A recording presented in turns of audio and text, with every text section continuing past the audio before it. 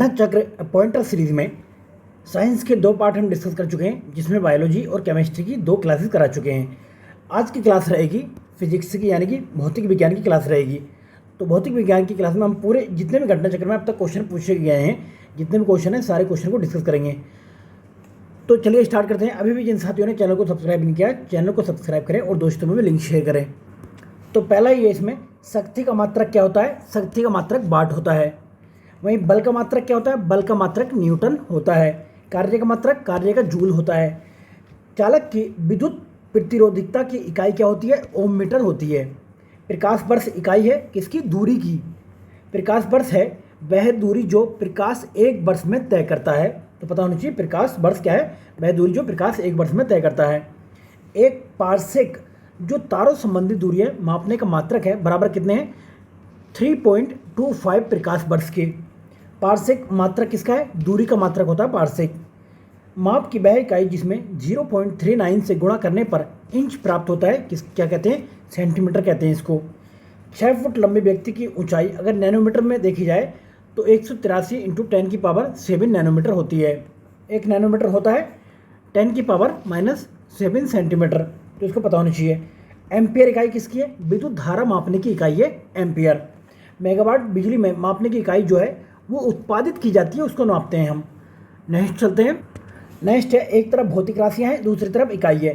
त्वरण की इकाई क्या है? मीटर प्रति सेकंड स्क्वायर है। बल की इकाई क्या है? न्यूटन है। कृत या कार्य की इकाई क्या है? जूल है। आवेग की इकाई है न्यूटन सेकंड। द्रव्यमान की किलोग्राम है। दाब की पास्कल होती है। नेक्स्ट है, सही सुमेलित है, एक तरफ इकाई है, दूसरी तरफ प्राचल है। वाट का शक्ति होता है। नॉट समुद्री जहाज की गति होती है। नॉटिकल मील क्या होता है? नौ संचालन में प्रयुक्त दूरी की इकाई है ये। कैलोरी ऊष्मा है इसकी इकाई। सही सुमेलित करना है। जूल के क्या है? कार्य का है। धारा की क्या है? एम्पेयर। सामर्थ्य क्या है? वाट है। विभवांतर का क्या है? वोल्ट है। नेक्स्ट सही सुमेलित करना है। नोट क्या होता है? जहाज के चाल की माप होती है।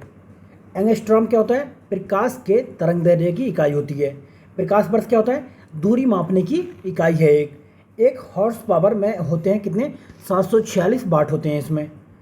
उच्च वेग मैक्स से देखते हैं। तरंगदैर्घ्य एंगस्ट्रॉम से। ऊर्जा जूल से। जूल ऊर्जा से उसी तरह संबंधित है जैसे पास्कल किससे? दबाव से संबंधित है। एक माइक्रोन बराबर होता है 1/1000 मिलीमीटर के। एक माइक्रोन प्रदर्शित करता है 10⁻⁻4 सेंटीमीटर की लंबाई। डेसिमीसल से हम क्या मापते हैं? डेसिबल से ध्वनि की प्रबलता की इकाई को मापते हैं। अश्व शक्ति से शक्ति की इकाई मापते हैं। सेल्सियस से तापमान की इकाई का पता लगता है। Calorie, 1 kilo calorie, kilo joule और वाट में से ऊष्मा की इकाई कौन सी नहीं है? वाट जो है ऊष्मा की इकाई नहीं है।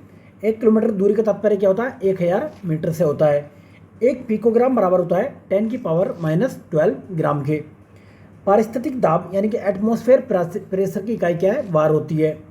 1 किलोग्राम बाई सेंटीमीटर स्क्वायर दाब समतुल्य कितना है? 1 वार के। तेल का एक बैरल होता है कितने? लगभग 159 लीटर के।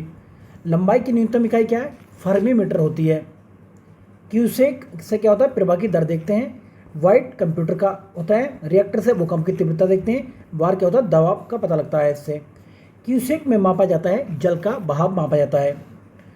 नॉट, डबसन, इपवाज और मैकवेल में से वायुमंडल में ओजोन के परत की मोटाई नापने के लिए क्या मतलब देखते हैं इकाई? तो ये डबसन में नापते हैं। नेक्स्ट चलते हैं, मापक यंत्र एवं पैमाने देख लेते हैं। अगर महासागर में डूबी हुई वस्तु की स्थिति जानने के लिए हम क्या करते हैं? सोनार का प्रयोग करते हैं। सोनार प्रयोग में लाया जाता है। 9 संचालकों द्वारा प्रयोग में लाया जाता है। सोनार में क्या उपयोग करते हैं हम? परश्रव्य तरंगों का उपयोग करते हैं। ध्वनि की तीव्रता को मापने वाला यंत्र कौन सा है? ऑडियोमीटर है, जिससे ध्वनि की तीव्रता को मापते हैं। एनीमोमीटर से क्या करते हैं? एनीमोमीटर से पवन का वेग मापा जाता है। इनमें से किसके द्वारा वायु की गति नापी जाती है? तो एनीमोमीटर द्वारा वायु की गति मापी जाती है। नेक्स्ट स्टेज में सही सुमेलित बताना है। एमीटर के द्वारा विद्युत धारा मापते हैं। टैक्योमीटर के द्वारा क्षैतिज दूरियां, लंबवत उन्नयनों एवं दिशाओं का मापन किया जाता है। पायरोमीटर से क्या करते हैं? जो उच्च ताप होता है उसका मापन करते हैं। उच्च ताप का मापन पायरोमीटर के द्वारा किया जाता है। ताप विद्युत तापमापी, विकिरण तापमापी, गैस तापमापी और द्रव तापमापी में से पायरोमीटर कहा जाता है किसको? विकिरण तापमापी को। वह थर्मामीटर जो डिग्री सेल्सियस मापने हेतु उपयुक्त होता है। पूर्ण विकिरण पायरोमीटर कहते हैं इसको। पायरोहीलियोमीटर का प्रयोग किया जाता है सोलर रेडिएशन को मापने के लिए। मैनोमीटर के द्वारा प्रयोग की जाती है गैसों के दाब की माप की जाती है। उपकरण यंत्र है, दूसरी तरफ मापन की राशि है। हाइग्रोमीटर से क्या होता है, सापेक्षिक आर्द्रता का मापन किया जाता है। स्प्रिंग तुला से भार का मापन होता है। कौन सा सही वाले तो बताना है। ओडोमीटर के द्वारा हम क्या करते हैं, वाहनों के पहियों द्वारा तय की गई दूरी का मापन किया जाता है ओडोमीटर द्वारा। वहीं पर अगर ओंडोमीटर की बात करें तो विद्युत चुंबकीय तरंगों की आवृत्ति मापने के लिए इस यंत्र का उपयोग किया जाता है ओंडोमीटर। ऑडियोमीटर से क्या करते हैं, ध्वनि तीव्रता मापक युक्ति है ऑडियोमीटर। तो तीनों सेम से हैं, ओडोमीटर, ओंडोमीटर और ऑडियोमीटर। तो ऑडियो से आपको पता लग जाएगा ध्वनि तीव्रता है। ओंडो से क्या है, विद्युत चुंबकीय तरंगों की आवृत्ति नापते हैं। ओडो से वाहनों के पहिए द्वारा तय की गई दूरी। वायुमंडलीय दाब को मापने में उपयोग किया जाता है बैरोमीटर का हम उपयोग करते हैं इसमें। साधारणतः बैरोमीटर में प्रयोग किया जाता है पारे का। दूध का अपेक्षित घनत्व ज्ञात किया जाता है लैक्टोमीटर से। नेक्स्ट है थर्मोसिस्टर, एक उपकरण है जो कार्य करता है इलेक्ट्रॉनिक थर्मोमीटर की भांति। नेक्स्ट चलते हैं, सही सुमेलित बताना है। स्टेथोस्कोप से क्या करते हैं हम, हृदय की ध्वनि सुनने के लिए प्रयोग में लाया जाता है। स्पिग्नोमीटर से क्या होता है, रक्तचाप मापने के लिए इसका प्रयोग किया जाता है। कैरोटोमीटर से क्या होता है, सोने की शुद्धता का पता लगाते हैं इससे। लक्समीटर से प्रकाश की तीव्रता मापते हैं। रक्तदाब मापने के लिए यंत्र कौन सा होता है, स्पिग्नोमीटर होता है। रडार उपयोग में लाते हैं क्यों, रेडियो तरंगों द्वारा वस्तुओं की स्थिति ज्ञात करने के लिए रडार को प्रयोग में लाया जाता है। हिमनदी के चाल, जनसंख्या वृद्धि, भूकंप की तीव्रता तथा पृथ्वी के अंदर का पता तापमान में रिएक्टर पैमाने पर मापी जाती है। भूकंप की तीव्रता मापते हैं इससे। नेक्स्ट चलते हैं, रिएक्टर पैमाने मापने के लिए प्रयोग होता है भूकंपीय लहरों का आयाम। सही सुमेलित करना है। सेल्सियस ताप से संबंधित है। किलोवाट आवर जो विद्युत से संबंधित है। RH गुणांक रक्त से संबंधित है। रिएक्टर पैमाना भूकंप से संबंधित है। वहीं बात करते हैं, भूकंप यंत्र है कौन सा, सिस्मोग्राफ। सिस्मोग्राफ रिकॉर्ड करता है भूचाल को। भूकंप सिस्मोग्राफ से संबंधित है। ऊंचाई अल्टीमीटर, प्रतिरोध ओम। सही सुमेलित है इसमें। फेदोमीटर से समुद्र की गहराई मापी जाती है। बैरोमीटर से वायुमंडलीय दाब मापा जाता है। अल्टीमीटर से क्या होता है, ऊंचाई की माप की जाती है। फेदोमीटर का प्रयोग क्या करते हैं, समुद्र की गहराई को मापने के लिए करते हैं। सिस्मोग्राफ से भूकंप का मेजर किया जाता है। बारोग्राफ से ये वायुमंडलीय दाब का मापन होता है। वहीं पर अगर बात करें मैनोमीटर की तो दाब का मापन होता है इससे। कार्ब्यूरेटर से क्या होता है, आंतरिक दहन इंजन का होता है। कार्डियोग्राम से क्या होता है, हृदय गति मापी जाती है। सिस्मोमीटर से क्या होता है, भूकंप तरंगों की तीव्रता मापी जाती है। वहीं बात करेंगे फोनोमीटर से ध्वनि की तीव्रता एवं स्पंदन आवृत्ति के मापन में प्रयोग किया जाता है। झूठ का पता लगाने वाला यंत्र कौन सा है, पॉलीग्राफ है। यांत्रिकी में देख लेते हैं। साधारण यंत्र किसी व्यक्ति की सहायता कैसे करता है, कम बल का प्रयोग करके उतनी ही मात्रा को काम करने में प्रयोग करते हैं, तो उसे हम मशीन कहते हैं या साधारण यंत्र कहते हैं। एक व्यक्ति एक संवेदनशील सेंसिटिव तराजू पर खड़ा है। यदि वह गहरी सांस अंदर को लेता है तो तराजू की रीडिंग क्या होगी, तराजू की रीडिंग घटेगी। वॉशिंग मशीन का कार्य सिद्धांत क्या होता है, अपकेंद्रण के सिद्धांत पर कार्य करती है वॉशिंग मशीन। परिक्षालन मशीन की कार्यप्रणाली का सिद्धांत क्या है, अपकेंद्रीकरण होता है इसका। विस्थापन, वेग, बल और आयतन में से सदिश राशि बतानी कौन सी नहीं है।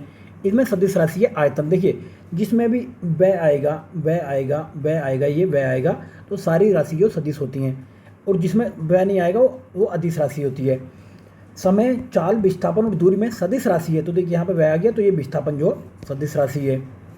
संवेग, दाब, ऊर्जा और कार्य में से सदिश राशि कौन सी है, तो संवेग सदिश राशि है।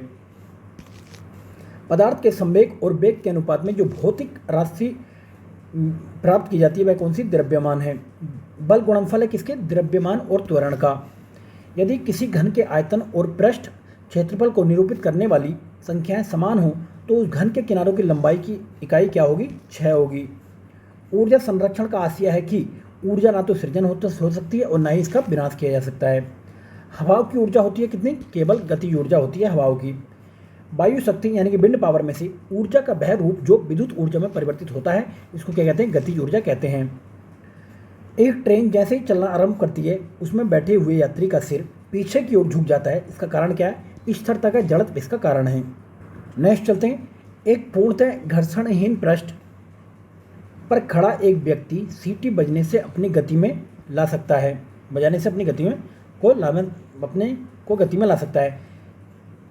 कारण क्या है? यदि किसी तंत्र पर कोई बाह्य बल क्रियाशील नहीं है तो उसका संवेग h परिवर्तन नहीं हो सकता। तो दोनों बातें ठीक हैं, बट इसका एक्सप्लेनेशन सही नहीं करता है। मतलब सड़क पर चलने की अपेक्षा बर्फ़ पर चलना ज़्यादा कठिन होता है, क्योंकि बर्फ़ में सड़क की अपेक्षा घर्षण जो है कम होता है।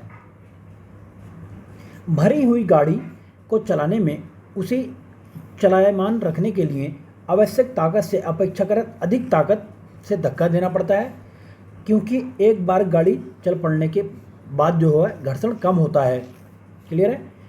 एक मनुष्य स्थिर नाव से 5 मीटर प्रति सेकंड की चाल से कूदा और नाव 0.5 मीटर प्रति सेकंड की चाल से खिसकी। नाव का द्रव्यमान मनुष्य के द्रव्यमान का कितना होगा? 10 गुना होगा। नेक्स्ट चलते हैं। एक ट्रक, एक कार और एक मोटरसाइकिल की गतिज ऊर्जाएं समान हैं।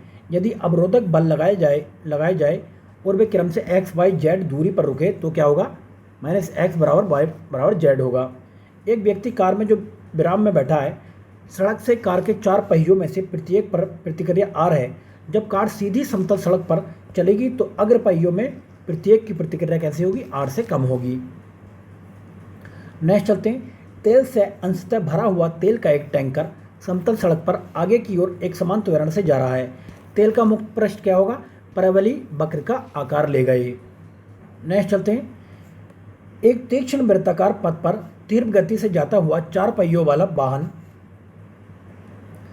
अंदर के पहियों की ओर उल्टेगा, बाहर को नहीं उल्टेगा, अंदर के पहियों की ओर उल्टेगा और बाहर की तरफ फिसलेगा। नेक्स्ट चलते हैं। त्वरण ज्ञात करने का सही सूत्र क्या है? -a बराबर v - u/t। नेक्स्ट चलते हैं। इसमें आप देखते हैं गुरुत्व के अधीन गति। वह वैज्ञानिक जिसने न्यूटन से पूर्व ही बता दिया था कि सभी वस्तुएं पृथ्वी की ओर गुरुत्वाकर्षित होती हैं, ये बात ब्रह्मगुप्त ने बताई थी। गुरुत्वाकर्षण का सिद्धांत किसने दिया था? न्यूटन ने दिया था। गुरुत्वाकर्षण के सार्वभौमिक नियम का प्रतिपादन किसने किया था? न्यूटन ने किया था। ये अंतरिक्ष यात्री निर्वात में सीधे खड़े नहीं रह सकते, क्योंकि वहाँ गुरुत्व नहीं होता है। अंतरिक्ष यान जो चक्कर लगा रहा है, वहाँ से एक सेब अगर छोड़ा जाता है तो क्या होगा? अंतरिक्ष यान के साथ साथ उसी गति से गतिमान होगा। जैसे ये प्लेन चल रहा है तो सेब छोड़ दिया जाए तो सेब भी इस तरीके से चलता रहेगा।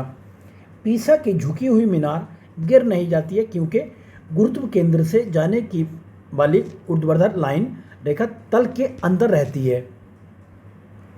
यदि पृथ्वी और सूर्य की दूरी जो है उसके स्थान पर दोगुनी होती है तो सूर्य और पृथ्वी पर गुरुत्वाकर्षण बल जो पड़ता है वह क्या होगा? अब जितना है उसका चौथाई भाग होगा। जब कोई वस्तु ऊपर से गिराई जाती है तो उसका भार क्या होता है? अपरिवर्तित रहता है। लकड़ी, लोहे व मोम के एक समान आकार के टुकड़ों को समान ऊंचाई से यहाँ पर पृथ्वी पर गिराया जाता है, तो जो टुकड़ा सर्वप्रथम पृथ्वी पर साथ पहुँचेगा कौन सा होगा?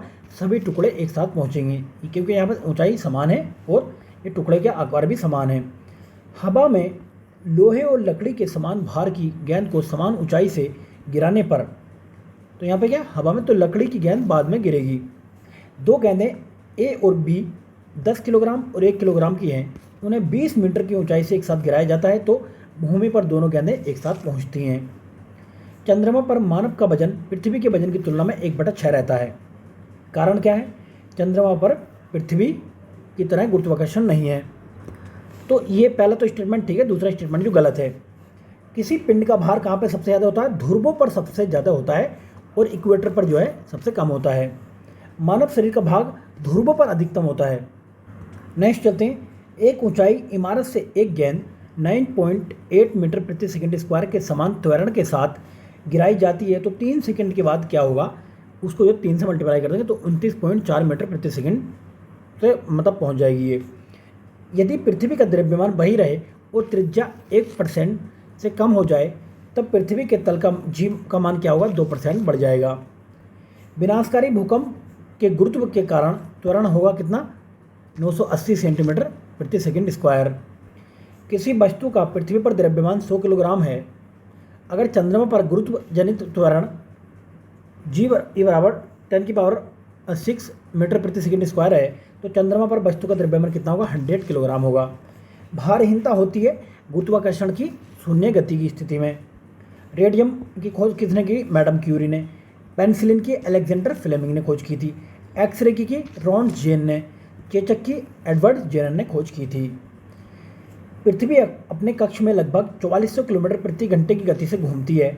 इस तेज गति को हम अनुभव नहीं करते हैं क्योंकि अपने कक्ष में पृथ्वी की गति की अपेक्षा हमारी गति शून्य होती है।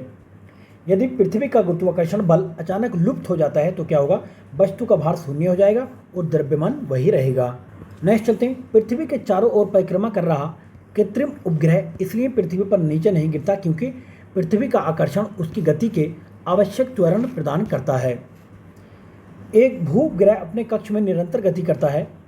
यह अपकेंद्रीय बल के प्रभाव से होता है जो प्राप्त होता है कहाँ से? पृथ्वी द्वारा उपग्रह पर लगने वाले गुरुत्वाकर्षण से। अपने कक्ष में एक उपग्रह पृथ्वी के चक्कर लगाता रहता है। वह ऐसा क्यों करता है? केंद्राभिमुखी बल के कारण। प्रकृति के ज्ञात बलों को 4 वर्गों में विभाजित किया जा सकता है, जैसे गुरुत्व, विद्युत चुंबकत्व, दुर्बल नाभिकीय बल और प्रबल नाभिकीय बल। चारों में सबसे प्रबल कौन सा है? गुरुत्वाकर्षण बल सबसे प्रबल है। किसी लिफ्ट में बैठे हुए व्यक्ति को अपना भार अधिक मालूम कब पड़ेगा? जब लिफ्ट जो ऊपर जा रही होगी तब अपना भार ज़्यादा मालूम पड़ेगा, और जब नीचे आ रही होती तो कम मालूम पड़ता है। लोलक की कालावधि यानी कि टाइम पीरियड क्या होता है? लंबाई के ऊपर निर्भर करता है। तो आपने देखा होगा कि गर्मियों में ये जो घड़ियाँ जो सुस्त पड़ जाती हैं क्योंकि इनकी लंबाई गर्मियों में ज़्यादा बढ़ जाती है तो इसलिए सुस्त पड़ जाती हैं। एक लड़की झूले पर बैठी स्थिति में झूला झूल रही है। उस लड़की के खड़े हो जाने पर प्रदोल आवर्तकाल क्या होगा? कम हो जाएगा। निम्नलिखित कथनों पर विचार करना है।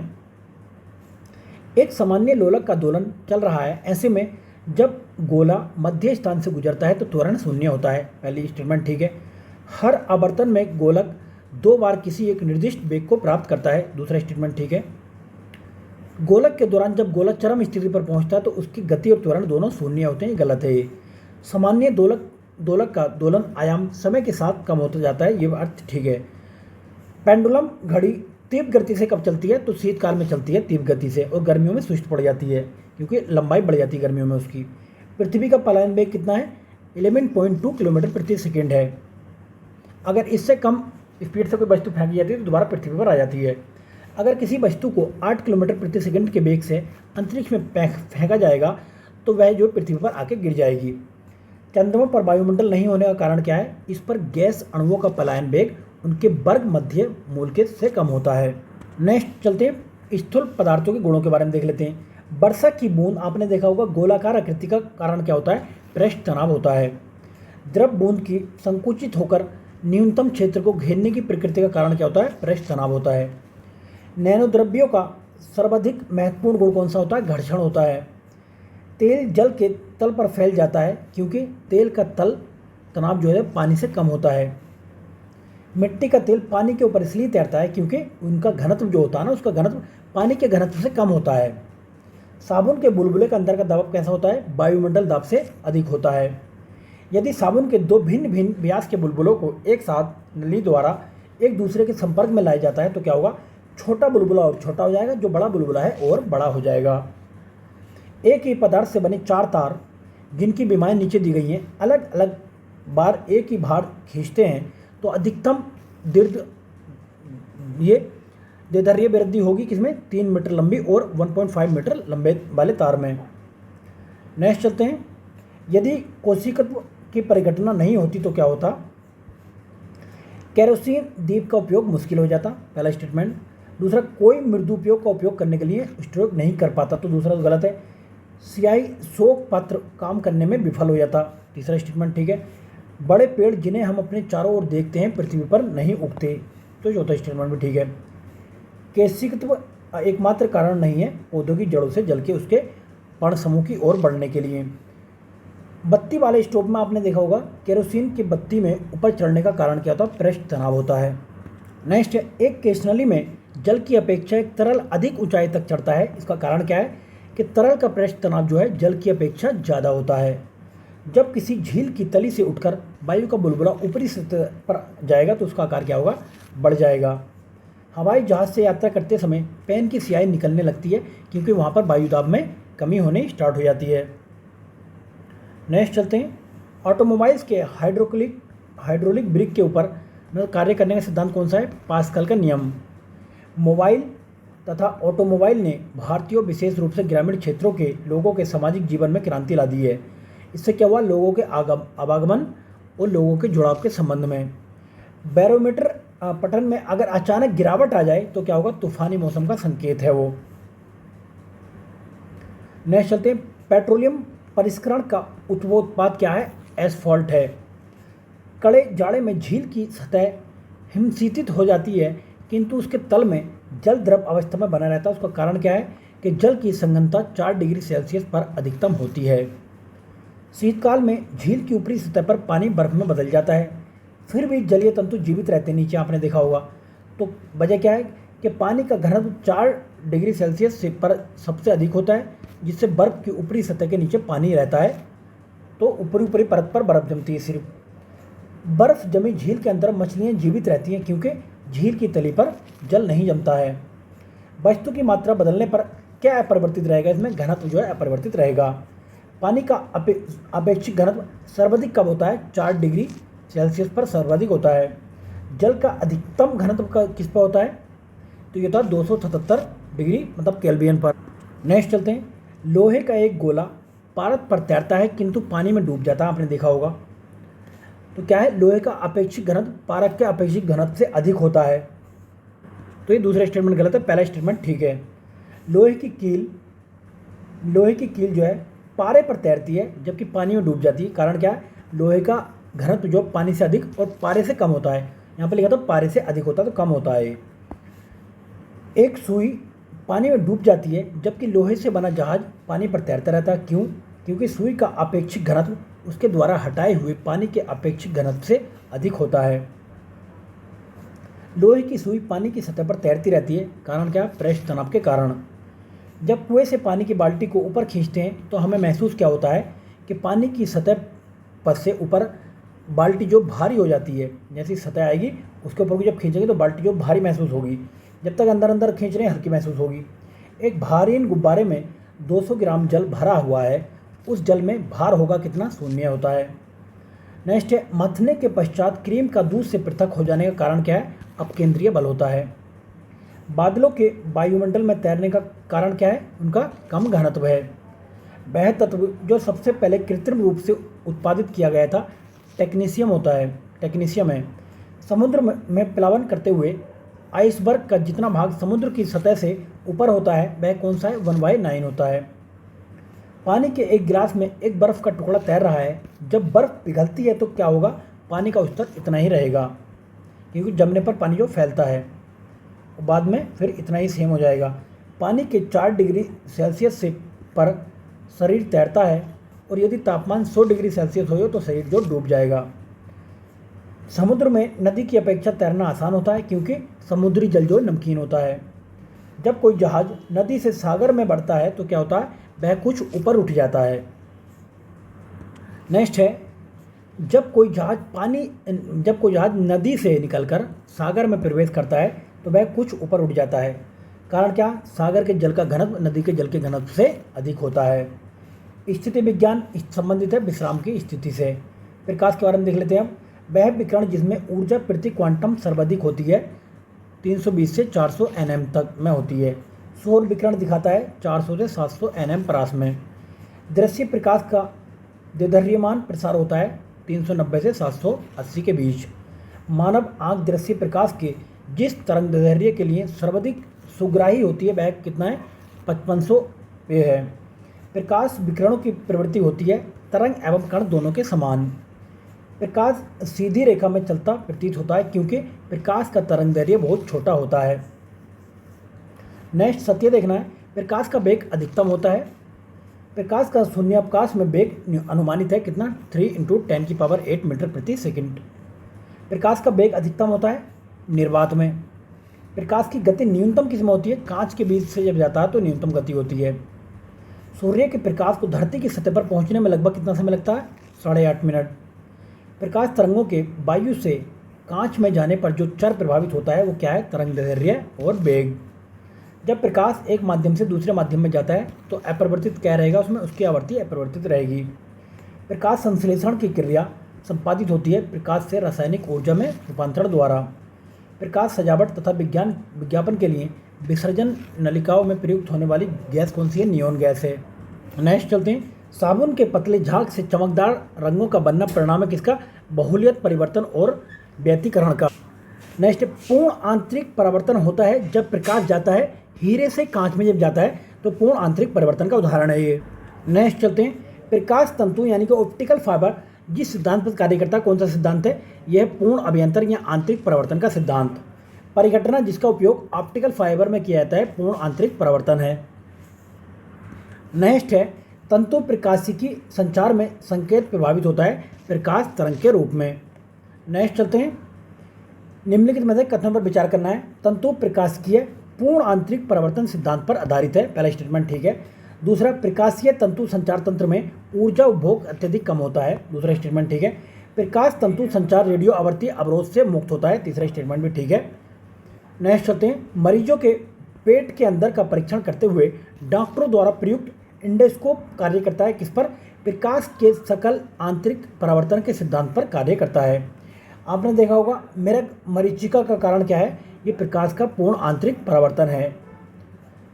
ये मेरग तृष्णा उदाहरण है किसका? पूर्ण आंतरिक परिवर्तन का उदाहरण है। नेक्स्ट है, वह तथ्य जिसके कारण मेरग मरीचिका बनती है किसके? स्थलीय तापन और प्रकाश अपवर्तन के कारण बनती है। एक कटा हुआ हीरा जगमगाता है पूर्ण आंतरिक परिवर्तन के कारण। उचित रीति से कटे हुए हीरे की असाधारण चमक का आधारभूत कारण यह है कि उसका अति उच्च आवर्तन सूचकांक होता है।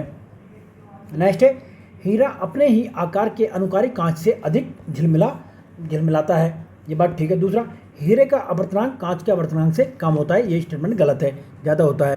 नेक्स्ट चलते हैं, किसी वस्तु के त्रिविमीय यानी कि 3 डायमेंशनल प्रतिरूप को अंकित तथा पुनरावृत्ति करने की तकनीक का नाम क्या है? होलोग्राफी है।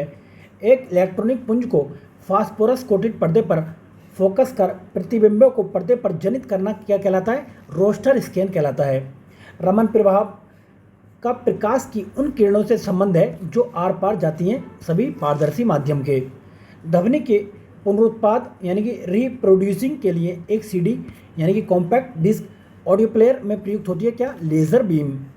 जब एक सीडी सूर्य के प्रकाश में देखी जाती है, आप भी देखते होंगे, तो इंद्रधनुष के समान रंग दिखाई पड़ते हैं उस सीडी में।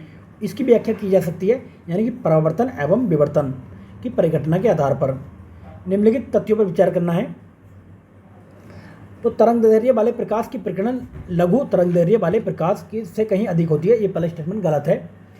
दूसरा है, जल में दृश्य प्रकाश की गति निर्वात में गति के गुना मतलब ज़्यादा होती है, तो ये भी गलत है। रेडियो तरंगें द्रुतगामी दोलायन विद्युत धाराओं से उत्पन्न होती है, तीसरा स्टेटमेंट ठीक है। अतिचालन वाहनों का पता लगाने के लिए पुलिस डॉपलर के परिवर्तित लघु रेडियो तरंग प्रभाव के उपयोग करती है, चौथा स्टेटमेंट ठीक है।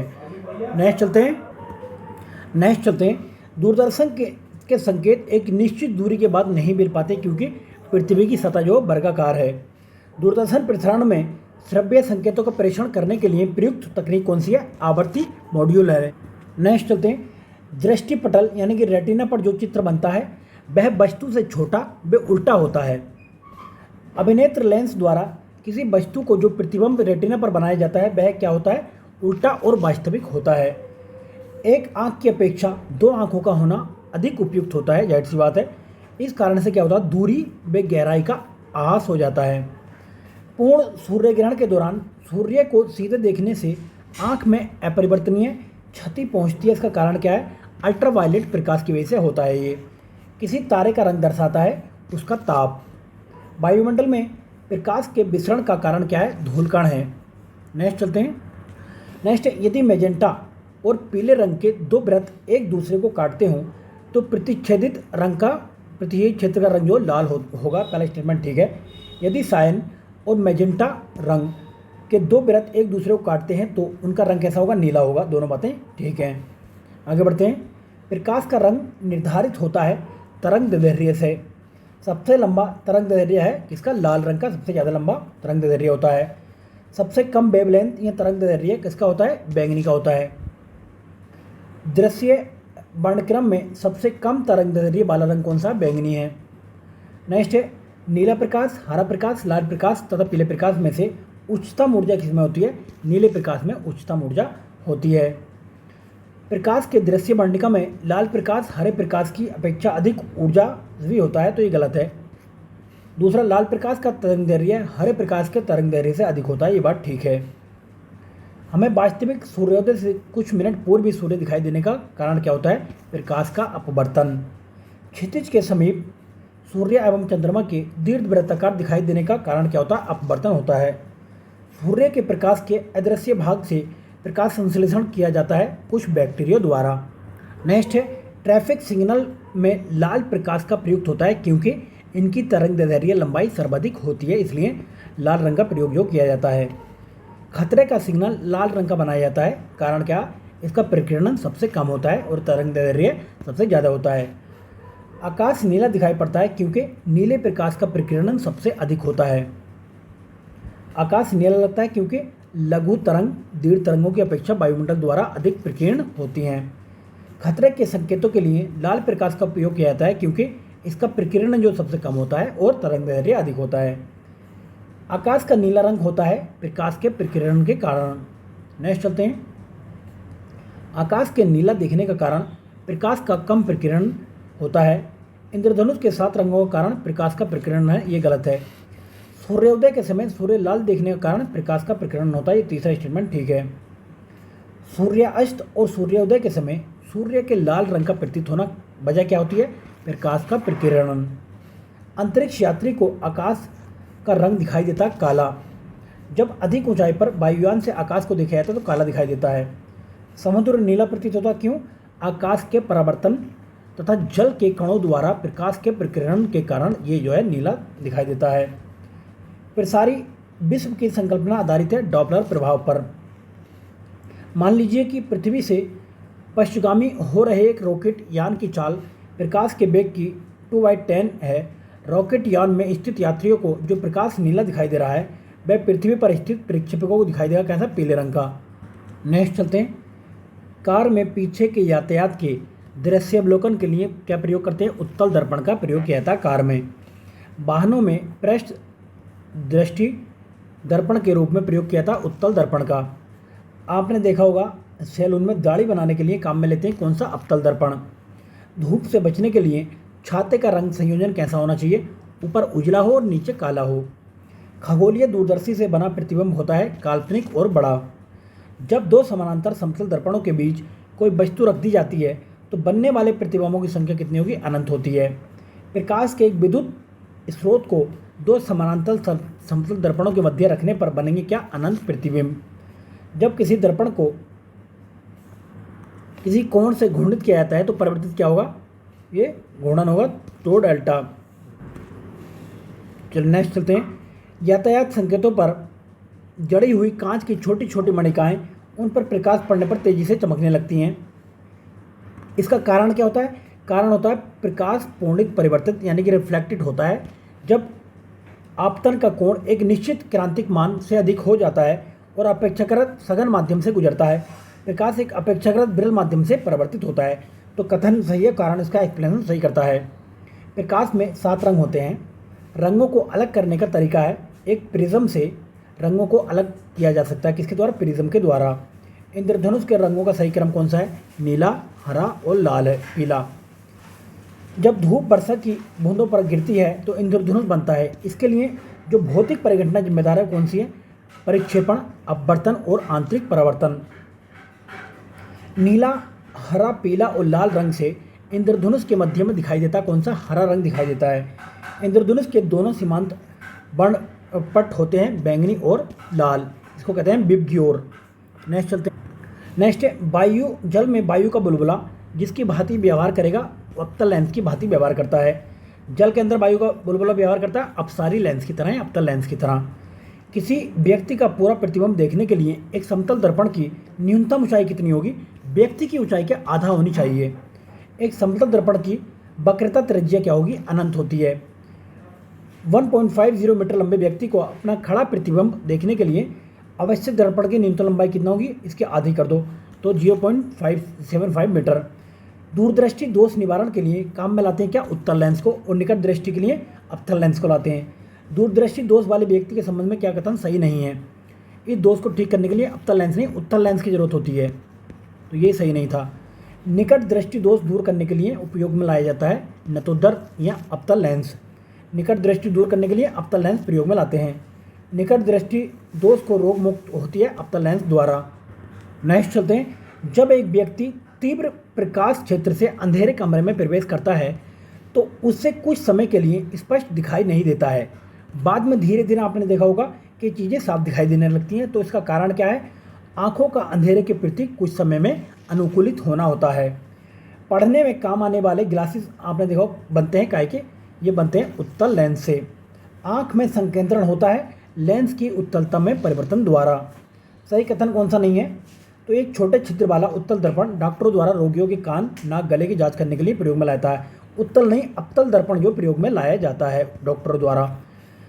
खोज बत्ती में दर्पण जो प्रयुक्त होता है वह कौन सा होता है? नतोदर दर्पण होता है।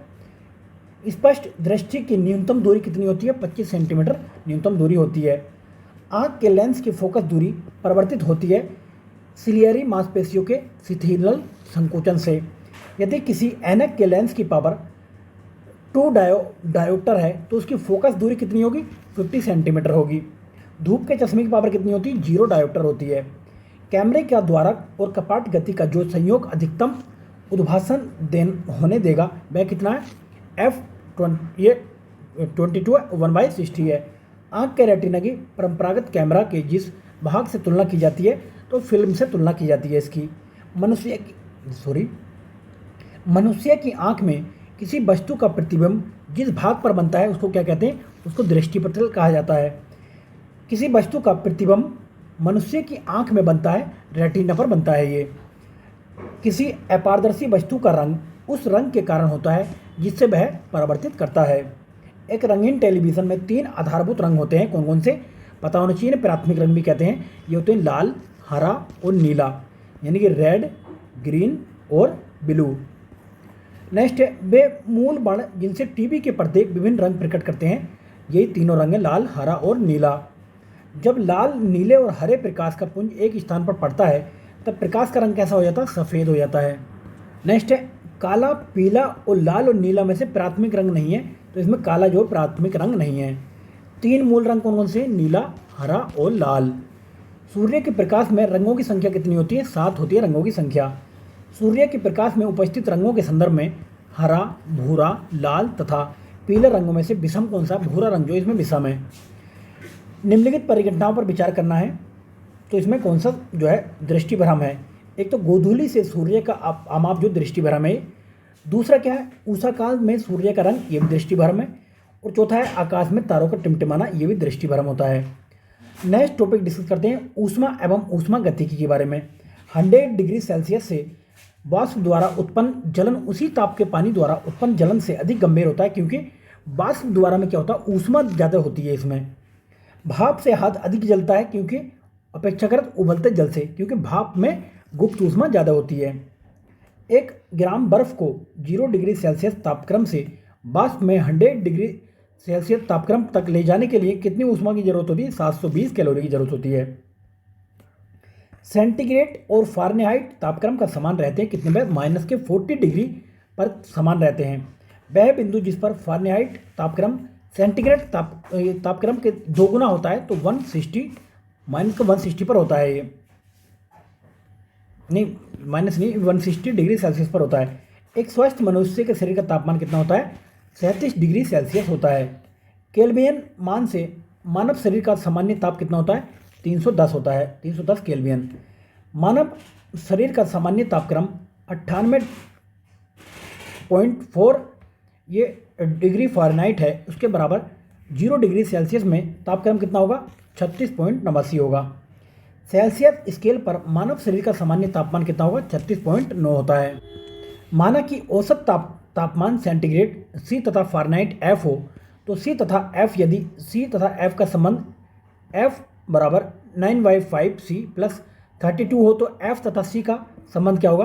तो ये होगा F बराबर 9/5C + 32। नेक्स्ट चलते हैं। ठंडे प्रदेशों में पारा के स्थान पर आपने देखा होगा कि अल्कोहल को तापमापित द्रव में प्रयोग में लाया जाता है। क्यों वरीयता दी जाती है इसको? क्योंकि अल्कोहल का द्रव्यांक जो है निम्नतर होता है। स्वचालित इंजनों हेतु हिमरोधी के तौर पर प्रयुक्त होता है एथिलीन ग्लाइकोल।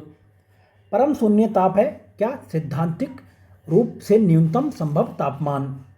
गर्म करने से विस्तारण क्या होता है? पदार्थ का घनत्व घटा देता है। जब बर्फ पिघलती है तब क्या होता है? आयतन घटता है। नेक्स्ट चलते हैं। नेक्स्ट है थर्मोस्टेट का प्रयोजन क्या होता है? तापमान को स्थिर बनाए रखता है। ये थर्मोस्टेट संबंधित है किससे? तापक्रम से संबंधित है। रेफ्रिजरेटर में थर्मोस्टेट का कार्य क्या होता है?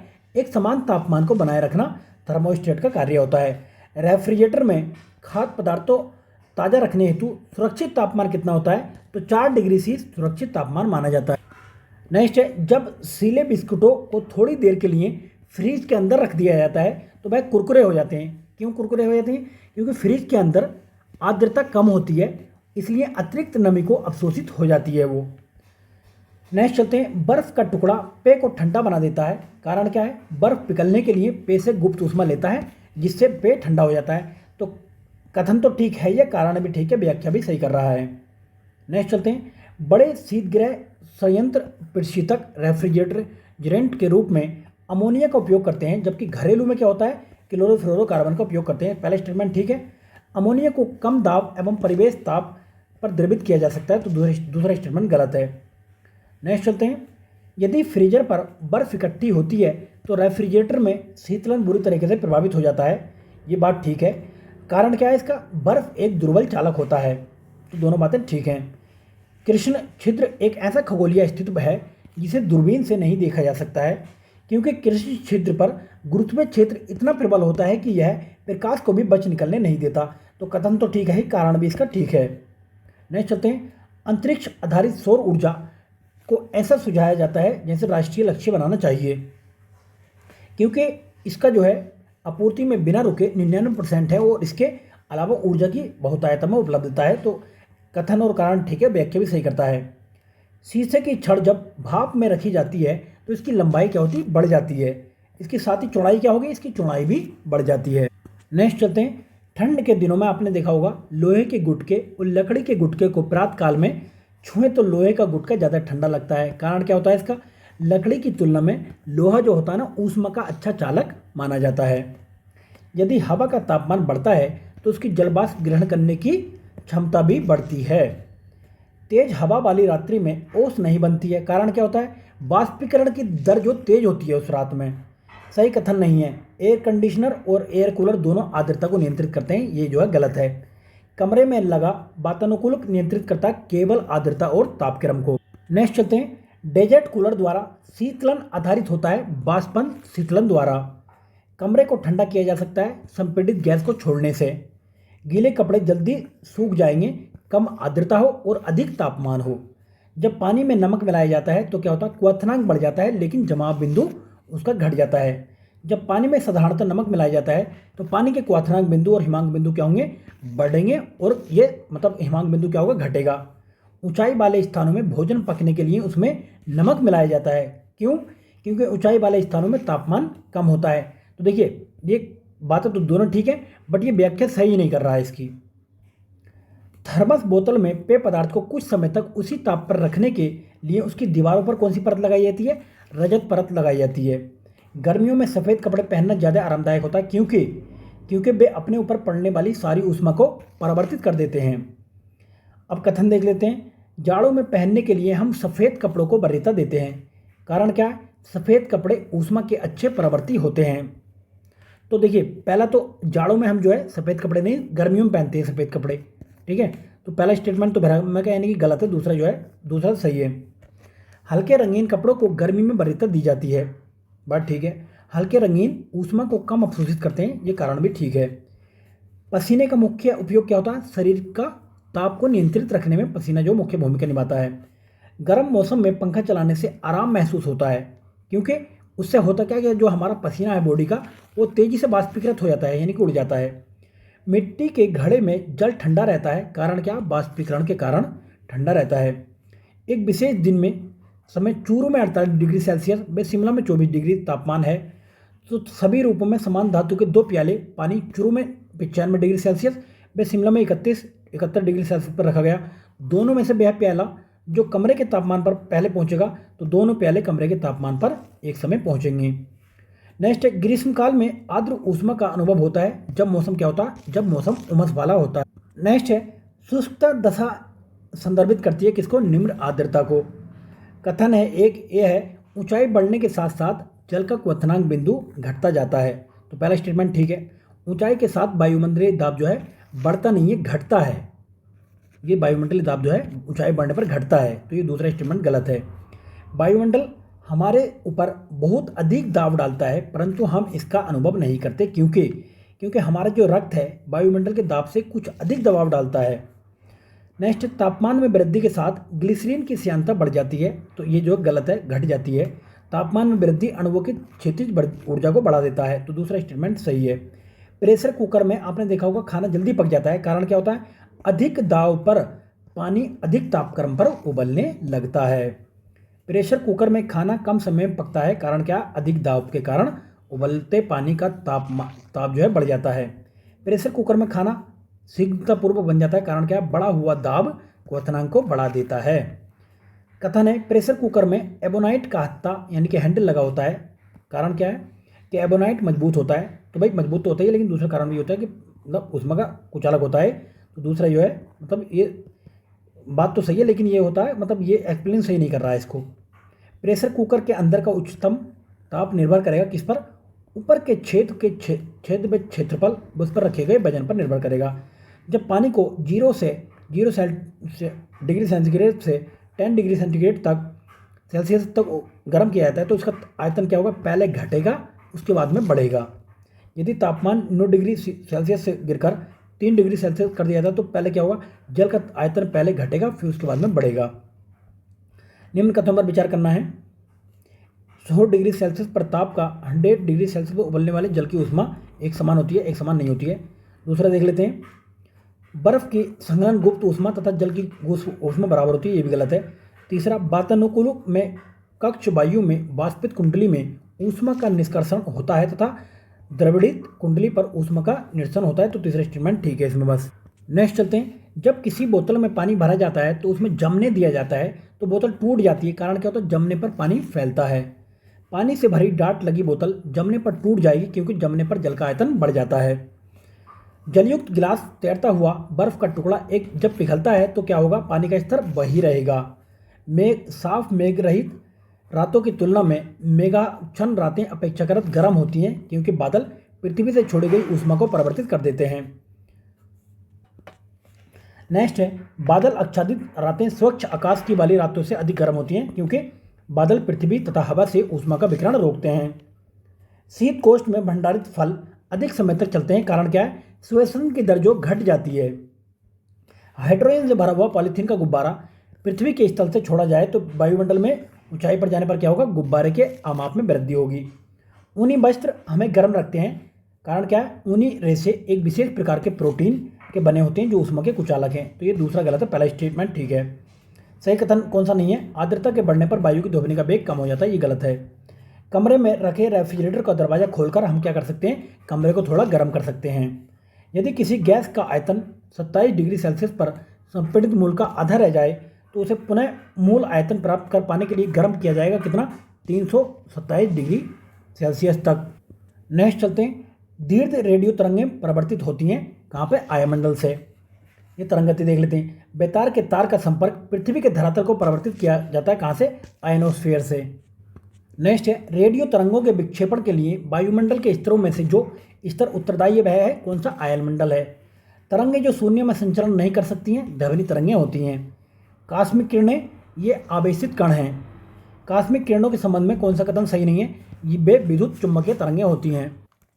नेक्स्ट चलते हैं, दो उत्तरोत्तर सुरंग अथवा दो उत्तरोत्तर गर्त के बीच की दूरी को कहते हैं, तरंगदैर्घ्य कहते हैं, यानी कि वेवलेंथ। क्रिस्टल की संरचना जानने के लिए प्रयोग में लाया जाता है एक्स किरणों को। नेक्स्ट चलते हैं, एक रडार जो शत्रु के वायुयान की उपस्थिति का पता लगाता है प्रयोग करता है, इसमें क्या होती है, रडार में रेडियो तरंगें होती हैं। जब समताप मंडल में ओजोन का पक्षय होता है तो पृथ्वी के धरातल पर पतित विकिरण की तरंगदैर्घ्य होती है 10⁻⁷ m। रात्रि दृष्टि उपकरणों में प्रयोग किया जाता है अवरक्त तरंगों का। नेक्स्ट चलते हैं, दूरसंचार के लिए प्रयुक्त तरंगें कौन सी हैं, माइक्रोवेव होती हैं। FM प्रसारण सेवा में प्रयुक्त होने वाली आवर्त बैंड का परास कितना होता है? 88 से 108 मेगाहर्ट्ज के बीच में। आंतों के रोगों के निदान में उपयोग में लाया जाता है एक्स किरणों को।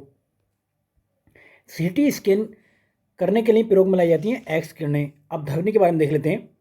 इन माध्यमों में ध्वनि की चाल आरोही क्रम में लिखनी है, जल, इस्पात और नाइट्रोजन। तो आरोही क्रम की अगर बात करें तो सबसे कम होती है ये नाइट्रोजन में, उसके बाद जल में, और सबसे ज़्यादा होती है इसमें, ये होती है इस्पात में ध्वनि की चाल।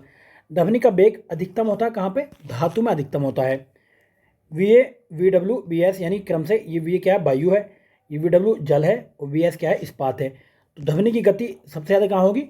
तो सबसे ज़्यादा होगी ये बी ए में, बी एस में, यानी कि इस्पात में सबसे ज़्यादा होती है। नेक्स्ट चलते हैं। लगभग 20 डिग्री सेल्सियस के तापक्रम पर ध्वनि की गति अधिकतम होगी, लोहे में अधिकतम होती है। ध्वनि तरंगें ठोस अथवा गैस दोनों माध्यमों में चल सकती हैं। ध्वनि आर पार नहीं जा सकती, किसमें? निर्वात में नहीं चल सकती है। म्यूजिक कंसर्ट के लिए हॉल की दीवारों को ध्वनि का अवशोषण करना चाहिए। नेक्स्ट है, स्पष्ट रूप से प्रतिध्वनि सुनने के लिए परावर्तित सतह और सुनने वाले के मध्य कम से कम दूरी कितनी होनी चाहिए? 16.7 मीटर की, कहीं कहीं 17 मीटर की भी लिख देता है। ध्वनि का वायु में वेग अनुमानित होता है 330 मीटर प्रति सेकेंड। चंद्रमा के धरातल पर दो व्यक्ति एक दूसरे की बात नहीं सुन सकते, क्योंकि कारण क्या है? चंद्रमा पर वायुमंडल नहीं होता है। एक अंतरिक्ष यात्री अपने सहपाठी को चंद्रमा की सतह पर नहीं सुन सकता है, क्योंकि ध्वनि प्रचारित करने का माध्यम वहाँ पर नहीं होता है। निम्नलिखित कथन पर विचार कीजिए। तो इसमें दूसरा स्टेटमेंट ठीक है। ध्वनि शैलों में से केवल अनुदैर्ध्य प्रत्यास्थ तरंगों के रूप में प्रयोग होती है, प्रगामी होती है। परश्रव्य तरंगों के बारे में निम्नलिखित कथनों पर विचार करना है। ये कीड़ों को नष्ट कर सकती है, ये कपड़ों से धूल हटाकर उन्हें साफ कर सकती है, इनका उपयोग बीमारियों के उपचार के लिए किया जाता है, ये स्वचालित दरवाजों को नियंत्रित कर सकती है। तो चारों स्टेटमेंट जो ठीक हैं। परश्रव्य वे ध्वनियाँ हैं जिनकी आवृत्ति कितनी होती है? 20,000 हर्ट्ज से अधिक होती है। एक जैव पद्धति जिसमें परश्रव्य ध्वनि का उपयोग किया जाता है सोनोग्राफी होती है। नेक्स्ट चलते हैं। चमगादड़ अंधेरी रातों में उड़ सकते हैं और अपना शिकार भी कर सकते हैं। इसका कारण क्या है? वे पराध्वनिक तरंगें निकालते हैं और उन्हीं के द्वारा निर्देशित होते हैं। नेक्स्ट चलते हैं। हृदय अपश्रव्य आवृत्ति पर कंपन करता है। ध्वनि की गति गैस में द्रव एवं ठोस की तुलना में अधिक होती है। तो ये जो है गलत है, ये क्योंकि ठोस में सबसे ज़्यादा होती है, और ये बात कर रहा है गैस की। मेघ संख्या ध्वनि की गति वर्णित करने के लिए प्रयोग में लाते हैं। तो तीसरा स्टेटमेंट ठीक है, पहला ठीक है। परश्रव्य ध्वनि की आवृत्ति 20,000 हर्ट्ज से अधिक होती है। तो चौथा स्टेटमेंट भी ठीक है। पारध्वनिक जेट की उड़ान के कारण नुकसान होता है ओजोन परत को। नेक्स्ट चलते हैं। समुद्र तल के निकट मेघ संख्या 1 पर जो जा रहे वायुयान की चाल की तुलना में 15 किलोमीटर की ऊंचाई पर मेघ संख्या 1 पर जा रहे वायुयान की चाल अधिक होती है, कम होती है। ध्वनि की गति परावर्तित माध्यम में ताप पर निर्भर करती है। दूसरा स्टेटमेंट ठीक है। डेसिमल प्रयोग में लाया जाता है किसके? वातावरण में ध्वनि की तीव्रता के स्तर को मापने के लिए। तो ध्वनि की तीव्रता मापते हैं इससे। जब दो लोग आपस में बात करते हैं तो ध्वनि उत्पन्न होती है कितनी? लगभग 30 डेसिमल। 100 डेसिमल नॉइस का प्रबलता स्तर संगत होता है, यानी कि कारखानों में इतना शोर होता है 100 डेसिमल तक का। WHO के अनुसार एक नगर के लिए सुरक्षित ध्वनि कितनी होती है? 45 dB होती है, डेसिमल। मनुष्यों के लिए शोर की सह सीमा करीब कितनी होती है? 85 डेसिमल तक होती है। मनुष्यों के लिए मानक ध्वनि स्तर क्या है? 60 dB है इसमें। एक मजदूर रेल की पटरियों पर कार्य कर रहा था। एक लड़का कुछ दूरी पर अपना कान पटरियों पर रखकर जब मजदूर द्वारा की जाने वाली हथौड़े की आवाज़ को सुनता है तो उसे 2 बार आवाज़ सुनाई देती है। कारण क्या है इसका? कि ध्वनि का वेग इस्पात में वायु की अपेक्षा अधिक होता है। तो पहले तो ध्वनि का वेग सुनाई दे जाता है उसको, उसके बाद में इस्पात की वायु की अपेक्षा, मतलब उसमें जो वायु में होता है बाद में वायु वाला सुनाई देता है। जब सितार और बांसुरी पर एक ही स्वर बजाया जाए तो उनसे उत्पन्न ध्वनि का भेद किया जाता है केवल ध्वनि गुणता में अंतर के कारण। नेक्स्ट है। अनुरणन विशेषतः बड़े गिरजाघरों तथा अन्य बड़े भवनों में प्रतीत होता है। कारण क्या होता है इसका? दीवारों, छत व धरातल से अपवर्त्य ध्वनि परिवर्तित हो सकती है। नेक्स्ट चलते हैं। निम्नलिखित कथनों पर विचार करना है। विस्तृत रूप से प्रयुक्त संगीतिक स्वरग्राम, जिसे द्विटोनी स्वरग्राम कहते हैं, 7 आवृत्तियों वाला होता है। पहला स्टेटमेंट ठीक है। दूसरा स्टेटमेंट इसमें गलत है। इंफ्रारेड एक्स-रे किरणें दृष्टिगोचर प्रकाश तथा रेडियो तरंगों में से तरंग लंबाई सबसे अधिक किसकी होती है? रेडियो तरंगों की लंबाई सबसे अधिक होती है। एक टीवी सेट को चलाने के लिए टीवी रिमोट नियंत्रण इकाई द्वारा प्रयोग किया जाता है रेडियो तरंगों का।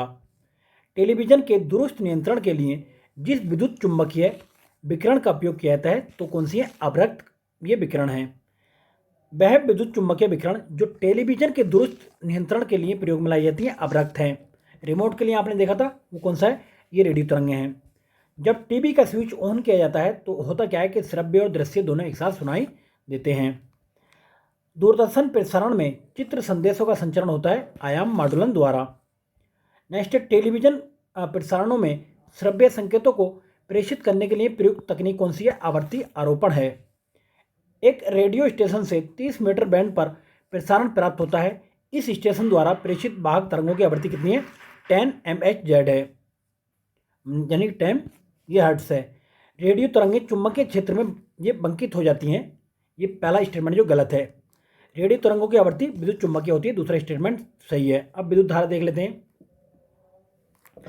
100 वाट का बिजली का बल्ब 10 घंटे जलता है तो 5 रुपये प्रति यूनिट की दर से विद्युत खर्च कितनी होगी? तो देखिए 100 × 10 × 5 डिवाइडेड बाय 1000, तो 3 जीरो से 3 जीरो गए और ये बचा 5, तो 5 रुपये इसका आंसर आ गया। इसी तरीके से आगे भी निकाल लेंगे। सबको मल्टीप्लाई कर देंगे पहले 100 × 10 और × 5 और डिवाइड कर देंगे 1000 से, तो इसका आंसर ऐसे ही इसका आंसर 1 आ जाएगा। 1 किलोवाट घंटे का मान होता है 3.6 × 10⁻6 जूल। इसी तरीके से इसका आंसर 0.4 यूनिट आ जाएगा जो हमने बताया था। नेक्स्ट, बिजली की खपत का बिल आधारित होता है किलोवाट प्रति घंटा के मापन पर। इसका आंसर भी जो हमने बताया था 60 × 5 × 30 आ जाएगा, तो इसका आंसर 9 आ जाएगा।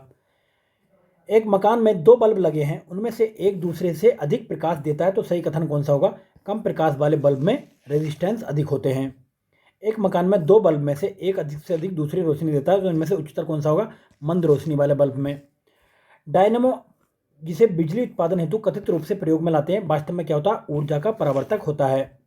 डायनेमो किसमें परिवर्तन करता है? यांत्रिक ऊर्जा को विद्युत ऊर्जा में परिवर्तन करता है।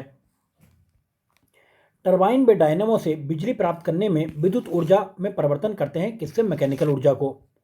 जब विद्युत ऊर्जा गति में परिवर्तित होती है तब क्या होगा? ऊष्मा की कोई हानि नहीं होती इसमें। विद्युत ऊर्जा का यांत्रिक ऊर्जा में बदलने वाली युक्ति कौन सी? विद्युत मीटर है। ऐसा उपकरण जो रासायनिक ऊर्जा को विद्युत ऊर्जा में परिवर्तित कर दे वह कहलाता है बैटरी। कम वोल्टेज पर कार्य करने पर विद्युत मोटर प्राय जल जाते हैं क्योंकि वे अधिक विद्युत धारा खींचते हैं और जो वोल्टेज के प्रति लोमानुपाती होती है। मोटर कार बैटरी के संबंध में कथनों पर विचार करना है तो वोल्टता सामान्यतः 12 वोल्ट होती है। और चौथा स्टेटमेंट है धारिता का एम्पेयर घंटा में व्यक्त करते हैं, तो पहला और चौथा इसमें ठीक है। वैध धातु जो रोशनी के बल्बों में फिलामेंट के रूप में प्रयोग होती थी टंगस्टन होती है। नेक्स्ट है, बिजली के बल्ब का तंतु बना होता है टंगस्टन का। नेक्स्ट चलते हैं। एक साधारण बिजली के बल्ब में अपेक्षाकृत अल्प जीवन होता है क्योंकि फिलामेंट का तार समान नहीं होता। दूसरा, बल्ब पूर्ण रूप से निर्वातित नहीं किया जा सकता है। तीसरा, फिलामेंट में सहायक तार उच्च ताप का पिघल जाते हैं, तो तीनों स्टेटमेंट ठीक हैं। जलते हुए विद्युत बल्ब के तंतु का ताप सामान्यतः कितना होता है? 2000 से 2500 डिग्री सेल्सियस तक होता है। तड़ित चालक इमारतों को नष्ट होने से बचाते हैं क्योंकि ये आवेश को पृथ्वी तक भेज देते हैं, तो दोनों बातें ठीक हैं। ये स्पष्टीकरण भी सही देता है। 3 पिन वाली बिजली के प्लग में सबसे लंबी पिन जो होती है वो आधार सिरे से जुड़ी होती है। विद्युत उपकरणों में अर्थ का प्रयोग होता है, सुरक्षा के लिए लगाया जाता है। वो आपस में जुड़ी हुई 2 आवेशित वस्तुओं के बीच विद्युत धारा नहीं प्रभावित होती है यदि वे हों समान विभव पर। सर्वाधिक विद्युत चालकता वाला तत्व कौन सा है? चांदी है। माइका, तांबा, स्वर्ण और चांदी में विद्युत का सर्वोत्तम चालक कौन सा होता है? चांदी होता है। मेन विद्युत प्रदाय में फ्यूज का प्रयोग एक सुरक्षा युक्ति के रूप में होता है। फ्यूज के विषय में कौन सा कथन सही है? तो देखिए इसका गलनांक तो निम्न होना चाहिए। फ्यूज का सिद्धांत है विद्युत का ऊष्मीय प्रभाव। फ्यूज में प्रयुक्त होने वाले तार की विशेषता क्या होती है? निम्न गलनांक हो और उसका उच्च प्रतिरोधक शक्ति हो।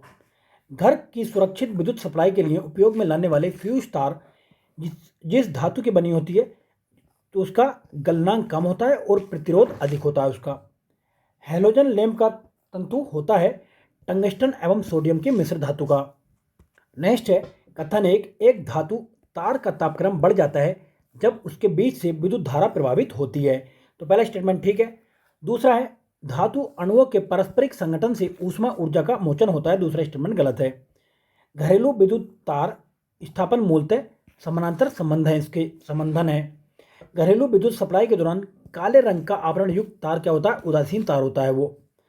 मानव शरीर शुष्क के विद्युत प्रतिरोध के परिमाण की कोटि क्या होती है? 10⁻6 ओम होती है।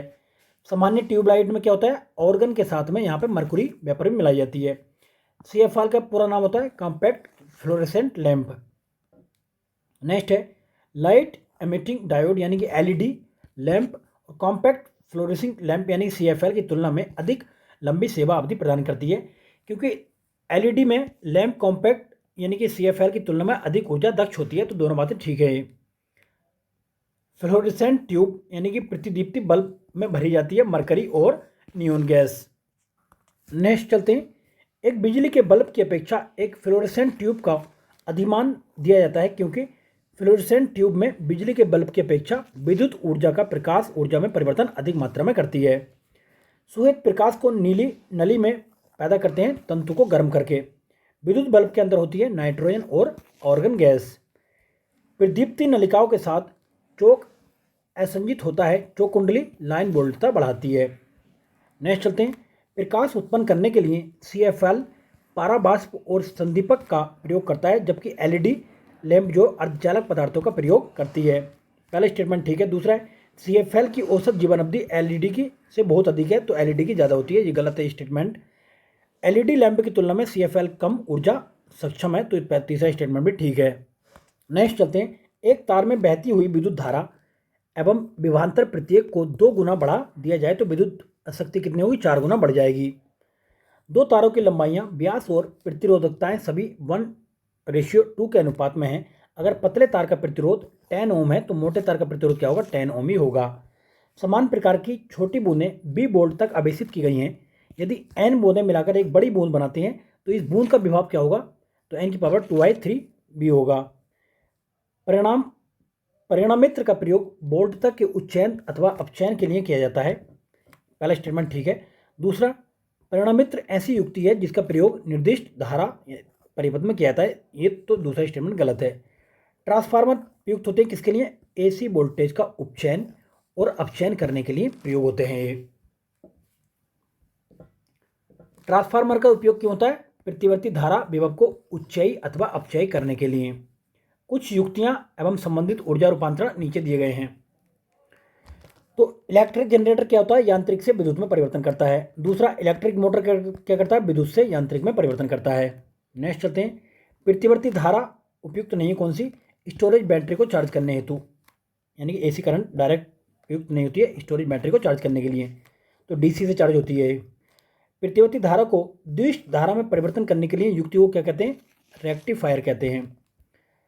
अभी कथन सुन लीजिए, फिर कारण देख लीजिए। भारत में विद्युत वितरण कंपनियां विद्युत खपत की गणना तो किलोवाट आवर घंटे से करती हैं। पहला स्टेटमेंट ठीक है। भारत में विद्युत प्रणाली 60 आवर्स अवधि पर काम करती है, दूसरा स्टेटमेंट गलत है। विद्युत खपत को बढ़ते क्रम में प्रदर्शित कर रहा है, देखिए पंखा, उसके बाद टेलीविजन, फिर विद्युत प्रेस, इलेक्ट्रिक केतली सबसे ज़्यादा लेती है। पृथ्वी के चुंबकीय क्षेत्र का कारण क्या है? भूक्रोड के अंदर की चक्रीय धाराएं। नेक्स्ट चलते हैं। चालकता के बारे में देख लेते हैं। चालकता से कौन से क्वेश्चन पूछे गए हैं अभी तक। अतिचालक का लक्षण है शून्य पारगम्यता। वह तापमान जिस पर अतिचालकता अत्यधिक आर्थिक महत्व की हो सकती है, जिससे लाखों रुपए बच सकते हैं सामान्य तापमान पर। किसी अतिचालक द्वारा प्राप्त अधिकतम ताप होता है 133 केल्विन। नव आविष्कृत उच्च ताप अतिचालक है सिरेमिक ऑक्साइड पर। अर्धचालक की चालकता 0 डिग्री केल्विन पर ताप पर होती है 0। किसी अर्धचालक का प्रतिरोध गर्म करने पर घटता है। निकट अतीत में हिग्स बोसान कण के अस्तित्व के संशोधन के लिए किए गए प्रयत्न लगातार समाचारों में रहे हैं। इस कण की खोज में यह महत्व है कि यह हमें यह समझने में मदद करेगा कि मूल कणों में सहनती क्यों होती है। परम शून्य तापमान पर अर्धचालकों में विद्युत प्रतिरोध हो जाता है संपूर्ण या अनंत तक।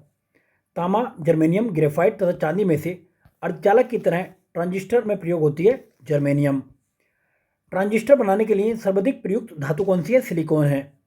आर्सेनिक, जर्मेनियम, ऑस्मियम और रेडियम में से ट्रांजिस्टर का यह महत्वपूर्ण भाग है जर्मेनियम।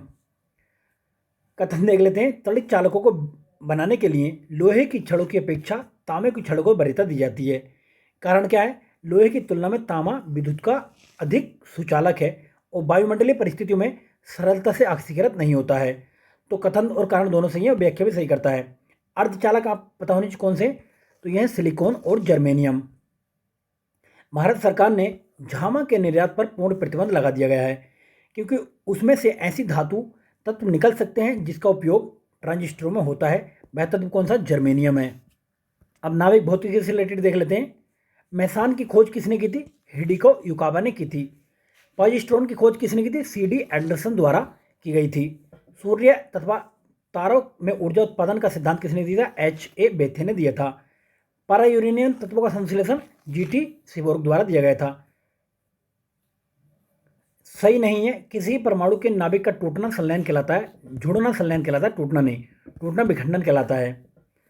अनरेस्ट रदरफोर्ड ने रॉयल सोसाइटी के समक्ष कहा था कि मनुष्य को नाभिक शक्ति कभी नहीं उपलब्ध होगी क्योंकि उसका विश्वास था कि आइंस्टीन का नियम फेल हो जाएगा और मात्रा ऊर्जा में परिवर्तित नहीं होगी। तो दोनों बातें ठीक हैं। वह कण जिसका आविष्कार करने का दावा किया जा रहा है अल्बर्ट आइंस्टीन के सापेक्षवाद सिद्धांत को गलत साबित करने के जोखिम में डाल सकता है माइक्रोवेव फोटॉन। साइक्लोट्रॉन प्रयुक्त किया जाता है प्रोटॉन को त्वरित करने के लिए। नेक्स्ट, पेयजल में गामा उत्सर्जक एक समस्थानिक है या नहीं, इसकी पुष्टि की जा सकती है विस्फोरण गणक से। दृश्य किरणों एक्सरे, परामैंगनी तथा अभ्रक विकिरणों में से सर्वाधिक ऊर्जा होती है एक्सरे में। सूर्य पर ऊर्जा का निर्माण होता है नाभिकीय संलयन द्वारा। तारे अपनी ऊर्जा प्राप्त करते हैं नाभिकीय संलयन और गुरुत्वीय संकुचन से। सितारों में अक्षय ऊर्जा के स्रोत का कारण क्या होता है? हाइड्रोजन का हीलियम में परिवर्तन होना। सूर्य से उत्पन्न ऊर्जा का स्रोत क्या होता है? नाभिकीय संलयन। एक कृत्रिम उपग्रह में विद्युत ऊर्जा का स्रोत होता है सौर सेलें। नेक्स्ट है, सोलर सेल में उपयोग किया जाता है सिलिकॉन का। प्रकाश वोल्टीय सेल होती है सौर सेल। फोटोवोल्टिक सेल संबंधित होती है सौर ऊर्जा से। नेक्स्ट चलते हैं, नाभिकीय रिएक्टर में स्वपोषित श्रृंखला अभिक्रिया संभव है क्योंकि प्रत्येक विखंडन अभिक्रिया में अपेक्षाकृत अधिक न्यूट्रॉन निर्मुक्त होते हैं। दूसरा क्या है कि द्रुत न्यूट्रॉन ग्रेफाइट द्वारा धीमे किए जाते हैं। परमाणु रिएक्टर है आणविक भट्टी। नाभिकीय संलयन रिएक्टरों के बारे में देख लेते हैं। तो नाभिकीय संलयन रिएक्टर जो है विखंडन पर नहीं संलयन पर आधारित होते हैं। साधारणतः उनकी जो है टोकमोक डिजाइन होती है। वे बहुत अधिक तापक्रम पर कार्य करते हैं। दूसरा और तीसरा इसमें ठीक है। नेक्स्ट है, नाभिकीय रिएक्टर और परमाणु बम में यह अंतर है कि नाभिकीय रिएक्टर में श्रृंखला अभिक्रिया नियंत्रित होती है। नेक्स्ट है, आधुनिक वैज्ञानिक विज्ञान में नाभिकीय औषधियाँ नैदानिक और उपचार के प्रभावी उपकरण के रूप में उभर रही हैं। ये वास्तव में क्या होती है? रेडियो आइसोटोप्स हैं ये।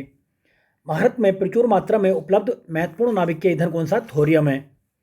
एक रेडियोधर्मी तत्व जिसके भारतवर्ष में बड़े भंडार पाए जाते हैं थोरियम है। नेक्स्ट है, प्रकृति में यूरेनियम की तुलना में थोरियम कहीं अधिक भंडार मिलते हैं। दूसरा स्टेटमेंट क्या है? उत्खनन प्राप्त खनिज में से मिलने वाली प्रति इकाई द्रव्यमान ऊर्जा की तुलना की जाए तो थोरियम प्राकृतिक यूरेनियम की तुलना में कहीं अधिक ऊर्जा उत्पन्न करता है। थोरियम यूरेनियम की तुलना में कम नुकसानदेह अपशिष्ट उत्पादित करता है। नेक्स्ट चलते हैं, भारत अंतर्राष्ट्रीय ताप नाभिकीय प्रायोगिक रिएक्टर का एक महत्वपूर्ण सदस्य है। यदि यह प्रयोग सफल हो जाता है तो भारत का तत्कालिक लाभ क्या होगा? यह विद्युत उत्पादन के लिए संलयन यानी कि रिएक्टरों का निर्माण कर सकता है। इनमें से तत्वों में परमाणु ईंधन की श्रेणी में कौन सा नहीं आता? कैडमियम नहीं आता है, सॉरी। नेक्स्ट चलते हैं, इनमें से अणु शक्ति से संबंधित खनिज नहीं है, क्रोमियम है। इनमें से ईंधन नहीं है, हीलियम ईंधन नहीं है।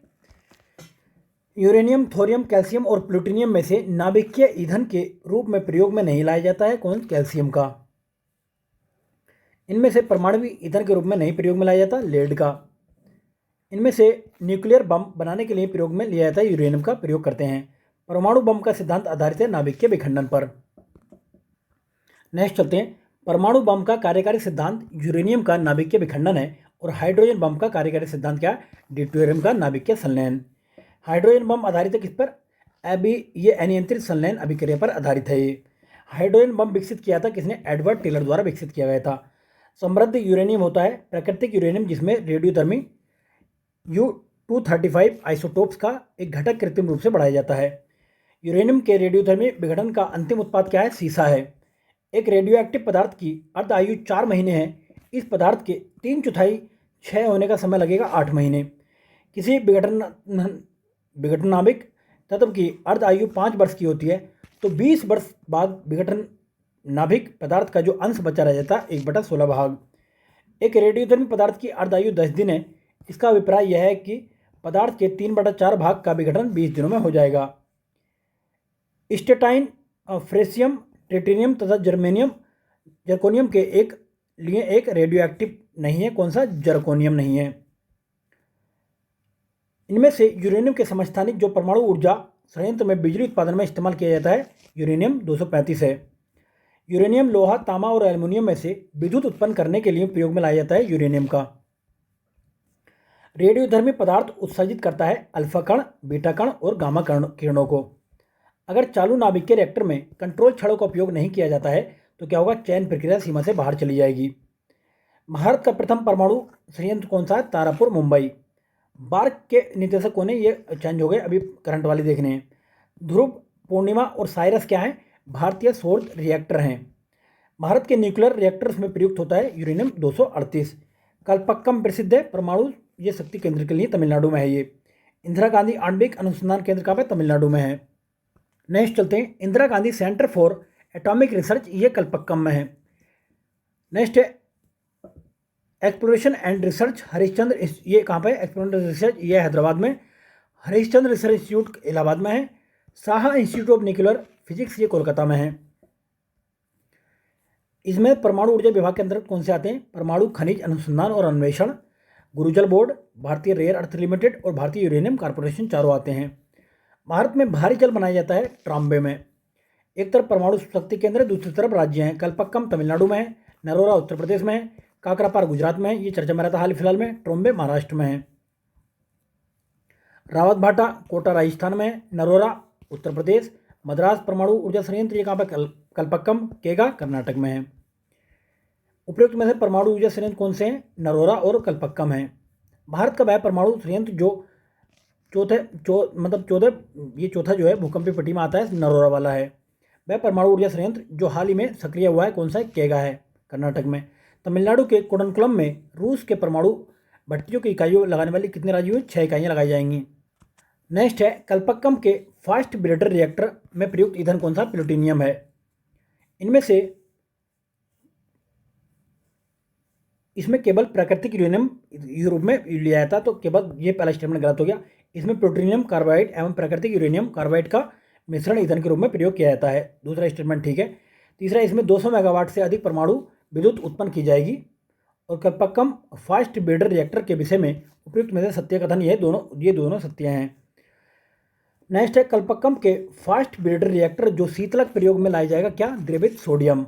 एक नाभिक रिएक्टर में भारी जल का कार्य क्या होता है? न्यूट्रॉन की गति को कम करना। नाभिक संयंत्रों में ग्रेफाइट का प्रयोग किसलिए किया जाता है? विमंदक की तरह किया जाता है। नाभिक रिएक्टर में मंदक के रूप में प्रयोग किया जाता है भारी जल को। शीघ्रोत्पादी रिएक्टर क्या है? मतलब बिजली पैदा करने वाला एक नाभिक रिएक्टर जो बिजली उत्पन्न करता है विघटन प्रक्रिया के द्वारा। एक ब्रेडर रिएक्टर वह है जो विघटन होने वाले पदार्थ को उससे अधिक उत्पन्न करता है जितना वह जलाता है। The nuclear power corporation of India अब दूसरे देशों में प्रेशराइज्ड हैवी वाटर रिएक्टर्स आयात करने की स्थिति में है। इन रिएक्टरों की क्षमता कितनी होगी? 240 ये मेगावाट या फिर मतलब ये होगी 540 मेगावाट। नेक्स्ट है काकरापार, केगा, कोडनकुलम तथा तारापुर में से वह नाभिक की शक्ति संयंत्र जिसकी कुल स्थापित क्षमता कितनी है? तारापुर की मतलब अधिकतम है अभी तक इसमें। पोखरण नाभिक का परीक्षण कब होता? 1974 का आधिकारिक कोड क्या था? स्माइलिंग बुद्धा था। पोखरण परीक्षण किया गया था कब? 11 मई 1998 को। मई 1998 में पोखरण में भारत ने 5 परमाणु परीक्षण किए थे। पोखरण कहाँ पर स्थित है? राजस्थान में स्थित है। अब कुछ इंपॉर्टेंट पॉइंट अंतरिक्ष प्रौद्योगिकी से रिलेटेड देख लेते हैं। अंतरिक्ष में भेजा गया भारत का प्रथम उपग्रह कौन सा था? आर्यभट्ट था। भारत ने अंतरिक्ष युग में प्रवेश किया आर्यभट्ट के प्रक्षेपण से। कब किया गया था? 19 अप्रैल 1975 को किया गया था। इनसैट 3C का प्रक्षेपित कब किया था? कोरू से किया गया था ये। नेक्स्ट देख लेते हैं। कॉस्मिक बैकग्राउंड क्या है? उपग्रह कार्यक्रम एक्सप्लोरर है। फाल्कन क्या है? समुद्रगत केबल तंत्र है। डिस्कवरी अंतरिक्ष शटल है। ये अटलांटिस क्या है? अंतरिक्ष शटल है ये। नेक्स्ट चलते हैं, क्यूरियोसिटी रोवर क्या है? यूएसए का मंगल ग्रह अन्वेषी अंतरिक्ष यान है। मैसेंजर क्या है? नासा का बुध ग्रह अन्वेषी अंतरिक्ष यान है। रुस्तम 1 क्या है? डीआरडीओ का मानव रहित वायुयान है। आकाश 2 टैबलेट है ये। नासा का अंतिम अंतरिक्ष यान शटल रहा है ये अटलांटिस अंतरिक्ष यान। देखिए, कैसिनी हाइंगेस भेजा गया था शनि ग्रह पर, मानव रहित अंतरिक्ष यान था ये। बाइजेर 1 और 2 क्या है? बाह्य सौर परिवार का अन्वेषण करने के लिए भेजे गए थे। नेक्स्ट है, टिम पिक को जाना जाता है अंतरिक्ष यात्री के रूप में। नेक्स्ट इंपोर्टेंट है, एप्पल उपग्रह को प्रक्षेपित किया गया था कोरू, फ्रेंच गुयाना से। प्रथम भारतीय संप्रेषण सैटेलाइट एप्पल छोड़ा गया था 19 जून 1981 को। भारत के इनसैट 1D का प्रक्षेपण किया गया था 12 जून 1990 को। इनसैट 2A छोड़ा गया था 10 जुलाई 1992 को। इनसैट 4C कब छोड़ा गया था? ये मतलब छोड़ा गया था, निर्धारित नहीं किया है। उसका भार कितना था? 2160 किलोग्राम। तो ये पुराने छोड़े गए थे। भारत का पहला संचालन उपग्रह IRNS 1A छोड़ा गया था श्री हरिकोटा से। अब कुछ संस्थाएं देख लेते हैं, इनको स्थान देख लेते हैं। इसरो कहाँ पर है? बेंगलुरु में है। ये IUCA कहाँ पर है? ये पुणे में है। IUAC कहाँ पर है? नई दिल्ली में। BSSC कहाँ पर है? तिरुवनंतपुरम में है। अंतरिक्ष अनुप्रयोग केंद्र कहाँ पर है? अहमदाबाद में है। राष्ट्रीय दूर संवेदन केंद्र कहाँ? हैदराबाद में। और भारतीय अंतरिक्ष अनुसंधान संगठन उपग्रह इसरो कहाँ पे? बेंगलुरु में है। विक्रम साराभाई स्पेस सेंटर कहाँ पे? तिरुवनंतपुरम में है ये। त्रिवेंद्रम अवस्थित विक्रम साराभाई मुख्यतः संबंधित है रॉकेट छोड़ने के लिए प्रणोदकों के अनुसंधान से तथा उपग्रह प्रक्षेपण वाहनों के विकास से। नेक्स्ट चलते हैं, हवाई जहाज के ब्लैक बॉक्स का रंग कैसा होता है? नारंगी होता है। चंद्रयान चंद्र कक्षा में पहुंचा था 8 नवंबर 2008 को। अभी तीसरा भेज दिया गया है, तो उसे हम करंट में डिस्कस किया था हमने वो। भारत के चंद्रयान मिशन के अंतरिक्ष का यान नाम क्या था? चंद्रयान 1। चंद्रयान 1 प्रक्षेपण किया गया था आंध्र प्रदेश से। चंद्रयान 2 ये M अन्नारू डायरेक्टर थे इसके। नेक्स्ट चलते हैं, नेक्स्ट इंपोर्टेंट है, जेट इंजन कार्य करता है रेखीय संवेग संरक्षण के सिद्धांत पर। स्ट्रेट लाइट क्या होता है? अधिक ऊंचाई पर समताप मंडल में स्थापित वायुपोत। थुम्बा रॉकेट छोड़ने का केंद्र अवस्थित है कहाँ पर? केरल में है ये। श्री हरिकोटा द्वीप निकट अवस्थित है किसके? पुलिकट झील के। श्री हरिकोटा रेंज जो भी भारत का उपग्रह छोड़ने का केंद्र है कहाँ पर है? आंध्र प्रदेश में है। फरवरी 2004 में एक विस्फोट हुआ था भारत के अंतरिक्ष केंद्र में हरिकोटा में। गैलीलियो परियोजना जो हाल ही में चर्चा का विषय थी, पुरानी हो गई है, यूरोपीय संघ द्वारा विकसित की जा रही है, एक बहुउपग्रह संचालन परियोजना है। अब कुछ फैक्ट रक्षा प्रौद्योगिकी से रिलेटेड देख लेते हैं। भारत के टैंक प्रतिरोधी मिसाइल कौन सी है? नाग है। पृथ्वी सतह से सतह तक मार करती है प्रक्षेपणास्त्र, सतह से सरफेस टू सरफेस। अगर त्रिशूल की बात करें तो त्रिशूल जाहिर सी बात है हाथ में छोड़ेगा इंसान, व्यक्ति हाथ में छोड़ेगा, आकाश की तरफ को छोड़ेगा, तो सतह से वायु की तरफ को छोड़ा जाता है ये। पिनाका ये बहुनाली रॉकेट प्रणाली है। निशांत क्या है? युद्ध क्षेत्र के निरीक्षण हेतु दुरुस्त चालित यान है। नाग क्या है? ये प्रति टैंक प्रक्षेपास्त्र है। इनमें से कौन सी मिसाइल नहीं है? पिनाका जो मिसाइल नहीं है, ये रॉकेट प्रणाली है। त्रिशूल क्या है? लघु परास सतह से वायु की तरफ छोड़ा जाता है, सतह से वायु की तरफ। पृथ्वी सतह से सतह। अग्नि माध्यमिक परास प्रक्षेपीय निकाय है। नाग क्या? टैंकरोधी प्रक्षेपास्त्र है। अब कुछ आविष्कार देख लेते हैं। मशीन गन का आविष्कार किसने किया था? जेम्स पकल द्वारा किया गया था। थर्मोस्कोप प्रारंभिक थर्मोमीटर का आविष्कार किसने किया था? गैलीलियो ने किया था। दूरबीन का आविष्कार किसने किया था? गैलीलियो ने किया था ये भी। माइक्रोस्कोप का प्रयोग किया जाता है सूक्ष्म और पास की वस्तुओं देखने में। विश्व की विशालतम दूरबीन कौन सी है? आइस क्यूब है। नेक्स्ट है, टाइपराइटर किसने किया था? सोल्स ने। रेडियो का मार्कोनी। सेफ्टी लैंप का डेवी ने किया था। विलहेल्म राइंटजेन ने आविष्कार किया था एक्सरे मशीन का। अपने बेटे के साथ भौतिकी का नोबेल पुरस्कार जीता था विलियम हेनरी ब्रेग ने। एक तरफ आविष्कारक है, दूसरी तरफ आविष्कार है। जॉन गुटेनबर्ग ने आविष्कार किया था प्रिंटिंग प्रेस का। माइकल फ्राडे ने डायनोमो का आविष्कार किया था। अलेक्जेंडर ग्राहम बेल ने आविष्कार किया था टेलीफोन का। भाप के इंजन का आविष्कार किया था जेम्स वॉट ने। टेलीफोन का आविष्कार किया था ग्राहम बेल ने। इलेक्ट्रॉनिक बल्ब की खोज की थी थॉमस एडिसन ने। गैस इंजन की खोज की थी डेपलर ने। फाउंटेन पेन का आविष्कार किया था वाटरमैन ने। रडार का आविष्कार किया था रॉबर्ट वाटसन द्वारा। अल्फ्रेड नोबेल ने आविष्कार किया था डायनामाइट का। जेएल वेट का नाम जुड़ा हुआ है टेलीविजन के आविष्कार से। लेजर का आविष्कार किया था थियोडोर मेमन ने। पेनिसिलिन का आविष्कार कौन थे? अलेक्जेंडर फ्लेमिंग थे। अलेक्जेंडर फ्लेमिंग ने खोज की थी पेनिसिलिन की। रेडियम की खोज की मैडम क्यूरी ने, चेचक की एडवर्ड जेनर ने, अल्फ्रेड नोबल ने डायनामाइट की खोज की थी, चार्ल्स डार्विन विकास का सिद्धांत दिया था, ब्लैक होल के सिद्धांत को प्रतिपादित किया था एस चंद्रशेखर ने। नेक्स्ट चलते हैं, वैज्ञानिक एस चंद्रशेखर को नोबेल पुरस्कार मिला था नक्षत्र भौतिकी के लिए। वह वैज्ञानिक जिसने सिद्ध किया कि सूर्य के द्रव्यमान में 1.44 गुना कम द्रव्यमान वाले तारे मृत होकर श्वेत वामन तारे बन जाते हैं, तो एस चंद्रशेखर ने बात बताई थी। प्रकाश विद्युत प्रभाव के आविष्कारकर्ता कौन थे? हर्ट्ज थे। वैज्ञानिक अल्बर्ट आइंस्टीन प्रसिद्ध हैं प्रकाश विद्युत प्रभाव या फोटो इलेक्ट्रिक इफेक्ट के लिए। आइंस्टीन को नोबेल पुरस्कार मिला था प्रकाश विद्युत प्रभाव के लिए। आइंस्टीन के ई बराबर mc² समीकरण में सी गोता किसका? प्रकाश गति का। अल्बर्ट आइंस्टीन निपुण थे वायलिन बजाने में। भौतिकी के चतुर्थ आयाम का परिचय दिया था आइंस्टीन ने। मधुमक्खियों की भाषा की पहचान करने के लिए नोबेल पुरस्कार मिलता केबी फ्रिस्क को। सर सीवी रमन को भौतिकी का नोबेल पुरस्कार मिला था 1930 में। 28 फरवरी को प्रत्येक वर्ष राष्ट्रीय विज्ञान दिवस मनाया जाता है रमन प्रभाव के आविष्कार की स्मृति में। राष्ट्रीय विज्ञान दिवस मनाया जाता है 28 फरवरी को। 1989 में 88 में जन्म शताब्दी मनाई जाती है सीवी रमन की। हाल ही में द मैन हु इन्फिनिट शीर्षक वाला चलचित्र आधारित है एस रामानुजन के जीवन चरित्र पर। नवीन सापेक्षता सिद्धांत प्रतिपादित किया है जेबी नॉर्लिकर द्वारा। भारत में परमाणु ऊर्जा का जनक कहा जाता है होमी जे भाभा को। होमी भाभा पुरस्कार दिया जाता है नाभिकीय ऊर्जा के क्षेत्र में विशेष योगदान के लिए। स्टीफन हॉकिंस एक क्या है? वैज्ञानिक थे। भौतिक विज्ञान और जीव विज्ञान दोनों विषय में अनुसंधान किया है जगदीश चंद्र बोस ने। नेक्स्ट है राजा रमन्ना, ये नाभिक भौतिकी से संबंधित थे। स्वामीनाथन कृषि विज्ञान से संबंधित। UR राव अंतरिक्ष अनुसंधान से संबंधित। मेघनाथ शाह ऊष्मागतिकी और खगोल भौतिकी से संबंधित थे। भारत में अणुबम के विकास का संबंधित है राजा रमन्ना। अरविंद खुराना, सीवी रमन, एस चंद्रशेखर, जगदीश चंद्र में से नोबेल पुरस्कार विजेता कौन नहीं है? जगदीश चंद्र बोस नहीं है। प्रसिद्ध भौतिक शास्त्री सीवी रमन को उनके कार्य पर उन्हें नोबेल पुरस्कार दिया गया था 1930 में। हरगोविंद खुराना को नोबेल पुरस्कार से सम्मानित किया गया था प्रोटीन के संश्लेषण के लिए। प्रयोगशाला में सर्वप्रथम DNA का संश्लेषण किया खुराना द्वारा। ऊष्मीय आयन सिद्धांत का महत्वपूर्ण देन है किसकी? MN शाह की। अब कुछ विविध पॉइंट देख लेते हैं। भौतिकी की वह शाखा जिसमें अति सूक्ष्म कणों की चाल का अध्ययन किया जाता है क्वांटम मैकेनिक्स कहते हैं। विज्ञान का वह क्षेत्र जो मानव एवं यंत्र के मध्य स्वचालन का संचार अध्ययन करता कहलाता है साइबरनेटिक्स।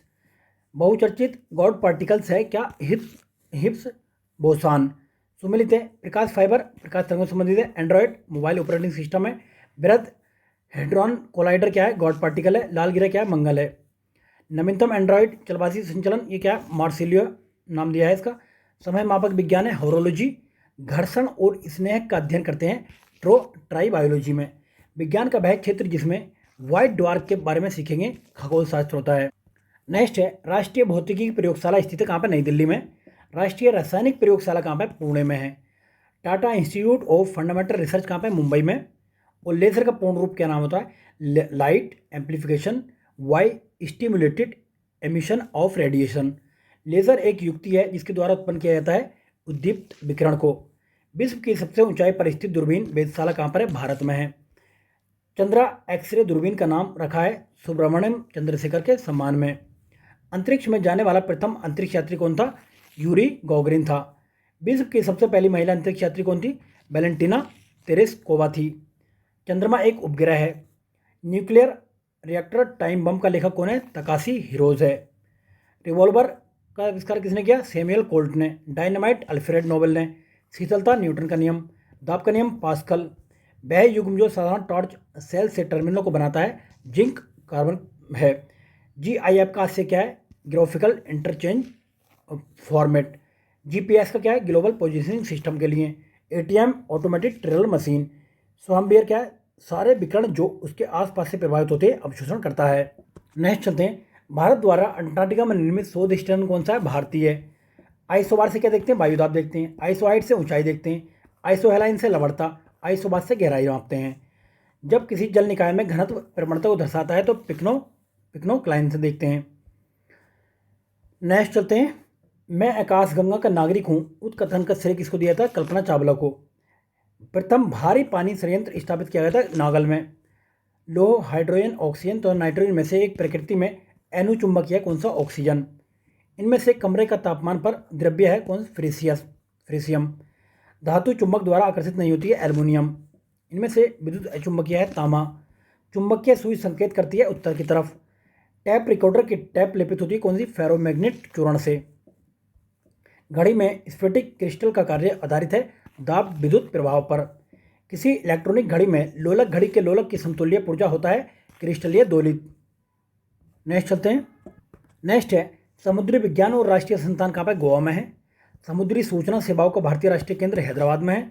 समुद्री प्रौद्योगिकी राष्ट्रीय उद्यान कहाँ पे? ये संस्थान कहाँ? चेन्नई में है। अंटार्कटिका शोध केंद्र कहाँ पे? ये गोवा में है। विक्रम साराभाई अंतरिक्ष केंद्र कहाँ? तिरुवनंतपुरम। ISRO मतलब इसरो कहाँ पे? ये है बेंगलुरु। SHAR मतलब ये कहाँ पे? श्रीहरिकोटा। स्पेस एप्लीकेशन केंद्र है अहमदाबाद। केंद्रीय उच्च तिब्बतन संस्थान कहाँ पे? वाराणसी। इंदिरा गांधी विकास अनुसंधान केंद्र है मुंबई। राष्ट्रीय मनोस्वास्थ्य तंत्रिका विज्ञान कहाँ पे? बेंगलुरु। केंद्रीय अंग्रेजी और विदेशी भाषा संस्थान है हैदराबाद में। इंडियन इंस्टीट्यूट ऑफ नेचुरोपैथी और यौगिक साइंस कहाँ पे? ये बेंगलुरु में है। केंद्रीय औषधि अनुसंधान संस्थान लखनऊ में। रॉकेट प्रक्षेपण केंद्र थुम्बा तिरुवनंतपुरम। साइंस सिटी है कोलकाता में।